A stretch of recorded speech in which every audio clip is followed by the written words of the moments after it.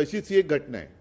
अनेक घटना जेव्हा एकत्र होतात आणि सहनशीलतेचा जेव्हा अंत होतो तेव्हा जनभावनेचा उद्रेक होतो. मला वाटतं तो क्षण जवळ येत चाललेला आहे. या बंदमध्ये कोणत्याही ही भीती ह्या विकृतांच्या मनामध्ये निर्माण करण्यासाठी म्हणून हा बंद करतोय. कोणतेही राजकारण याच्यामध्ये नाही आहे. सुरक्षित बहीण ही एक प्राथमिकता असली पाहिजे. जर बहीण सुरक्षित असेल तर मग लाडकी बहीण वगैरे योजना आणता येतात.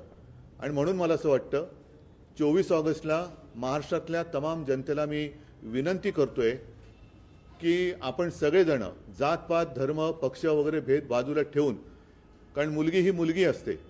अनेक मुली आपण शाळेमध्ये जाताना येताना पाहतो. आपल्या राज्यामध्ये मुलींना शिक्षणाची मोफत सोय सुद्धा केलेली आहे, तशा सुविधा दिलेल्या आहेत.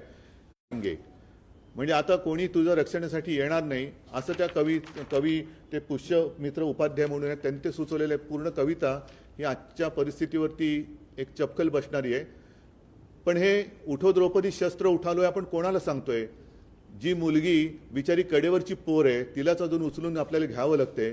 ती मुलगी, तिला शस्त्र म्हणजे काय हे सुद्धा माहिती नाहीये.